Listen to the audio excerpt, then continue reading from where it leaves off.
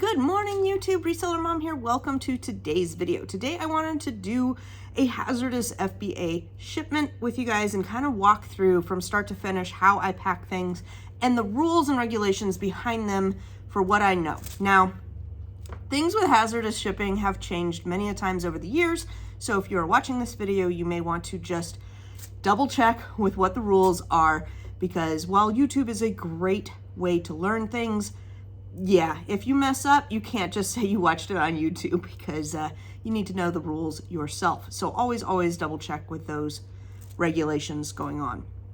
So today is June 22nd, 2022, and I have been shipping hazardous things to Amazon for several years. Now, it is a special program. You have to request or be invited to get into it and then get approved to sell hazardous items. Once you get that approval, all your hazardous items need to ship ground to the facility, and you cannot use Amazon's FBA partnered shipping labels. So when you go to ship your item, it's not going to give you that shipping label. You got to go down into the store or into your UPS account and pay for shipping outside of Amazon, which makes the shipping more expensive because you get a discount when you ship your regular FBA items. When you ship this stuff, it's not going to be as discounted, and usually they're liquids, so they're heavy, and you need to factor that into your cost of goods and your margins, etc. I would say a typical 20-pound box that I ship out is going to be anywhere from $30 to $50. So you want to make sure you're not just shipping in one item. It's not going to be worth the time and money. But anyhow, factor that in. It does take a little bit of figuring out the shipping to make sure that you are still making a profit after paying that up-hiked shipping. All right, now I'm gonna tilt the camera down a wee bit so that you can see all my supplies here. There we go, that looks pretty good. And I'll go through here. For the example today, we've got a Bath & Body Works Hello Beautiful fragrance. Now, let me talk a few minutes about Bath & Body Works. The Bath & Body Works fragrance are a great thing to sell online. They're great bolos usually. There's lots of different sales, coupon stacking, etc. There's a lot of bundles that have maybe the spray and the lotion and the shower gel, etc. that sell for pretty good money. There's also like 2 packs of sprays, etc. Now, getting Bath & Body Works, like, I didn't order this. So I opened up one box of my sprays. I've got about 6 sprays that don't have the cap, so now they're useless. And this one was one that I did not order, so, you know, I get a bonus. And I will now need to call Bath & Body Works or use their online customer care and tell them about my complaints. Now, they're usually pretty good about just crediting you or reimbursing you for any of their damaged items. And I've never had a problem before with it. And then you wind up with things like this that will just be freebies for your business that then you can re-gift or use yourself. I don't know if this one smells good, but there we go. Oh, I forgot to grab my gripper tape. So let me grab my gripper tape. 2 seconds there, guys.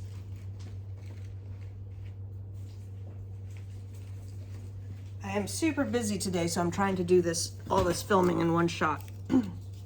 All right. Gripper tape. This is gripper tape. It's kind of expensive. It's like $18, $19 for a roll of 250, but really worth it. It's probably the #1 recommended thing for sealing up any liquids. You can use alternatives. There's like blue painter's tape, and there's just other alternatives you can use if you're not ready to purchase those. But I love these, and we use them quite a bit. So this is the gripper tape. I do have this one in my affiliate store down below if you want a link to go purchase, and I do get a little bit of a kickback from it. Nothing really amazing, but there you go. Amazon requires 2 seals. So I'm gonna go through kind of like my preferences and what the rules are, both Amazon and laws. So they require 2 seals, and this one doesn't really have a seal. Like, the cap just comes off, right?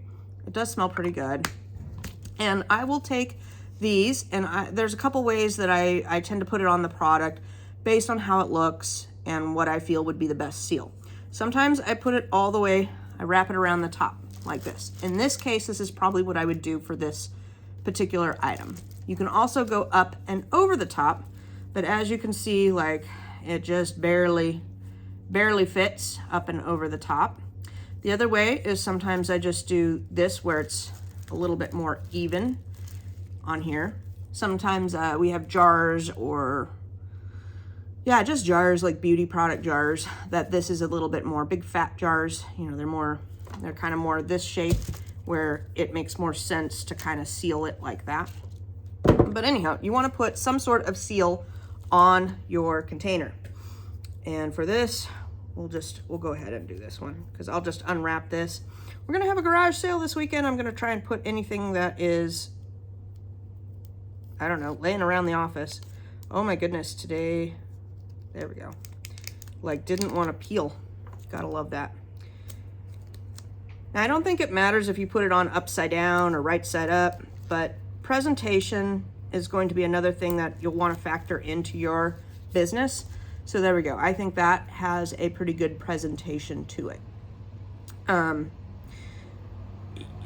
How much presentation I put into a product is usually based on how much it's worth. If I was selling this, I'd probably be wanting about a $3 profit range. And so I don't want to put in, you know, a whole bunch of labor and whatnot for a $3 item. But if this was a $20 bottle of perfume, yeah, I might put a little extra care in there.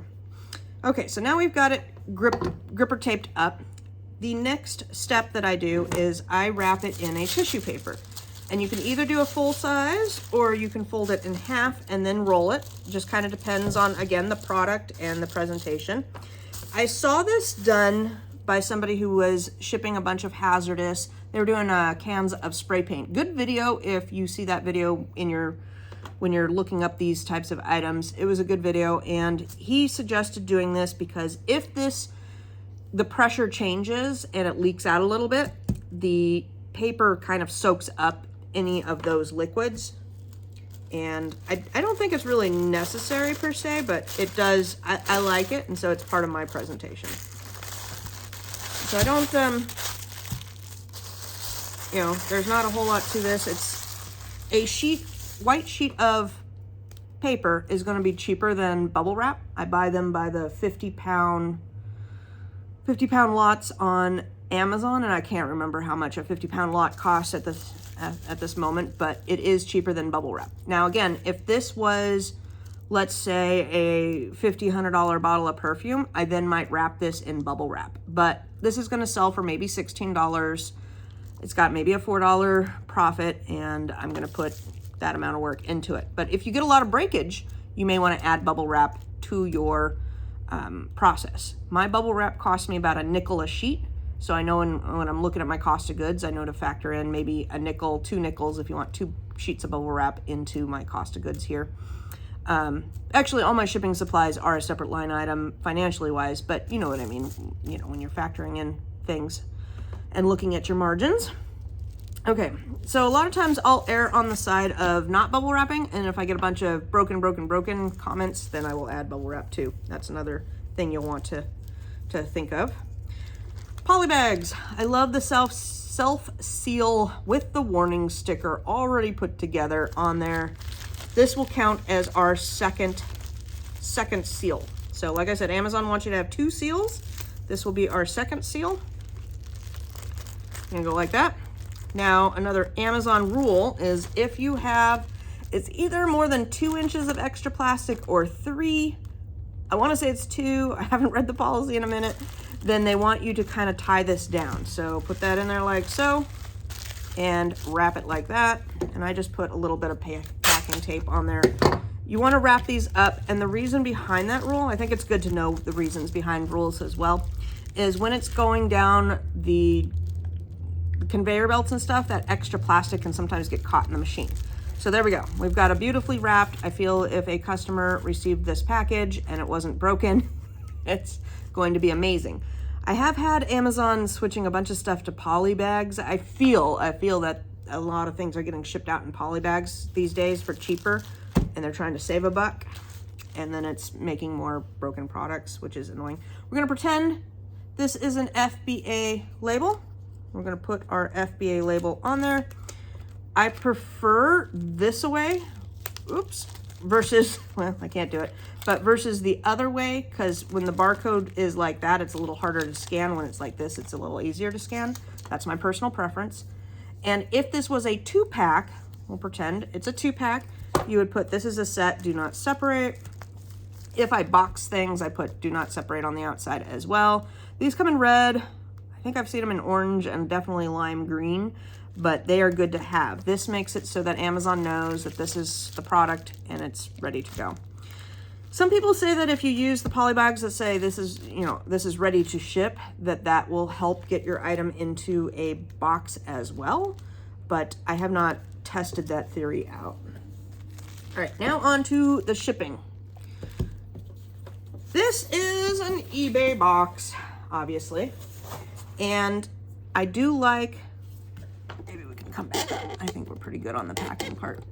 Okay, I do get these eBay boxes. I have an eBay store, and these are 16, 12, 8. Let me flip it around here so y'all can see. And it's the largest eBay box that you can get. And if you have an eBay store, you get a $25 off coupon every quarter. And I use those for basic supplies. And this is one of the supplies that I always love, because if I have a small quantity of heavy items, it works great. Now in this box, technically you should, I don't know which way is up, but you should form this box. Here, I'll do a quick formation like so. You should technically put it in the box so that the product is facing up. And you can see I don't clearly have too much room in there. If I were gonna pack this, and let's say I only had 20 of them, I would probably lay them down. I know they want it to be face up, but I've not ever had a problem with shipping small quantities laying down like that. They used to require you to have arrows, but they don't anymore. I've called UPS and they don't need arrows on the box on which way the liquids were facing. Okay, in my box, we'll pretend now, I would put a couple layers of bubble wrap or maybe some void fill of something, and then I'm going to lay these guys in there and void fill on top, packing slip like usual, tape it up, you're gonna weigh it, and then you're gonna go down to the UPS store and or hub and or your online account, and you're gonna put in how much it weighs and the dimensions. So you'll put in 16, 12, 8 as the dimensions, and we'll say it weighs 20 pounds, and it will tell you what the shipping cost, and you need to make sure it's marked ground and whatever other things that apply to your items in there. It's gonna have, you know, is this item hazardous? Yes. What does it contain? Alcohol. Perfumes have alcohol spray. So whatever that form is, and I don't have that form in front of me, and it has changed through the years. Now somebody has said that on my last video that they just ship it ground and give it to their UPS guy and call it a day. My UPS stores have said they will not take any hazardous shipping anymore because of liabilities, something. Between you and me, I think the guy just doesn't want to deal with it anymore. I'm not sure. He told me it was a nationwide UPS thing, but then somebody on my comments on YouTube said that no, it's not. So I don't know who to believe. I'm not going to go in there and accuse him of lying, but the one thing they are requiring on the box is these, they're called limited quantity stickers, limited quantity labels. If you go to Amazon and you type in limited quantity labels, you will get these diamond shaped things, and they go on the box in diamond form. So I can take one off here. So if I were to label my box, I would put this on the side as a diamond, and then on the top I would put my FBA, Amazon's FBA label, which that tells the warehouse that it's your shipment and it ties it to your account. Has nothing to do with the actual shipping part. It has to do with the warehouse part. So you're gonna have that FBA label on there. And then you're also gonna have your UPS label that you've now paid for. Now I had the stupid guy last time. I went in and I paid for the box. He looks at my FBA labels and he yanks it off. And I'm like, no. Don't yank off my FBA label. That has to be on there for the facility. Oh, and he kind of uncrinkled it and put it back on there. But yeah, he was kind of a turd, if you know what I mean. He was being, I don't know, he was being difficult. He was like, what's this label? Oh, we don't need this, and chucked it off. About gave me a heart attack.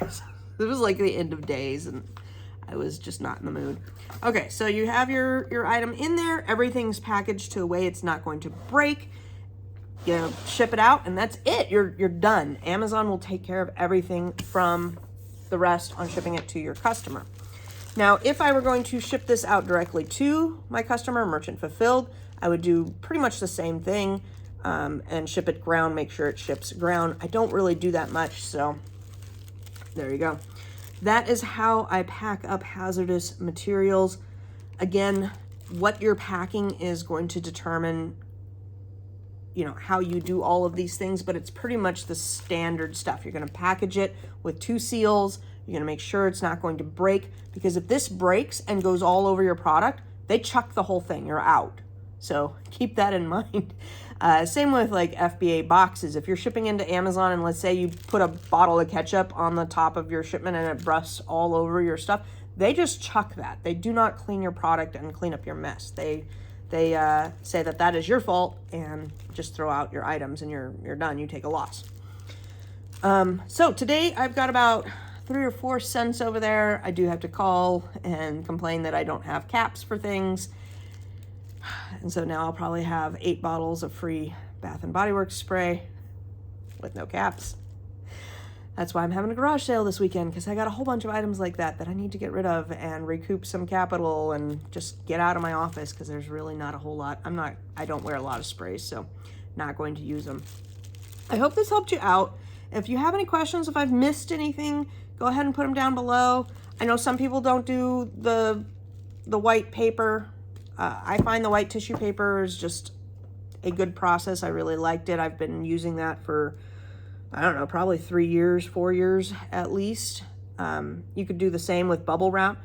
The thing with the bubble wrap and all the plastic is if there is just a light bit of pressure release and liquid release, then it just sits there and looks liquidy, and your customer's going to get it and be like, ew, and you're going to have more returns, in my opinion. That's my opinion. I have not done a test study and sent in 20 one way and 20 another way and seen which way is better. I have done that with some summer products that are plastic this summer, and I've had a lot of breakage on plastic items, which makes me think that Amazon is kind of cheapening up their shipping, because everybody's cutting costs right now wherever they can. So you need to do what's best for you. And for me, like, the tissue paper is a really cheap way of adding a good value of presentation to your customer and solving a little bit of problems. It adds a little bit of cushioning and can soak up any liquid that spills. But there you go. That's it, start to finish. I really can't, I feel like I'm missing something. You ever go through things and you're like, what am I missing? Well, I can't think of it. So if you have any comments, leave them down below if I'm missing something. And let me know, like, I'm really curious on different people's areas. I'm in the Washington area. Like I said, somebody else said that they just put a ground label on it and let it go, and that's how they do it. I have, there is a UPS hazard phone call. You can call them. You can ship hazard items with other places, not a problem, but I do find that UPS is the cheapest. So that's why my video is kind of specifically for them. But if you want to ship FedEx or USPS, I'm sure you can. I would go into those offices and say, hey, I want to ship 20 perfumes. What do I do? What's the correct boxes to check, and how do I do that? And I'm sure they will help you out. But every time I've price compared between the 3, UPS has been the cheapest. So that's why I'm talking about UPS. But by all means, if you have FedEx right next door to you, learn how to do it via FedEx. All right, take care, guys. Have an amazing day.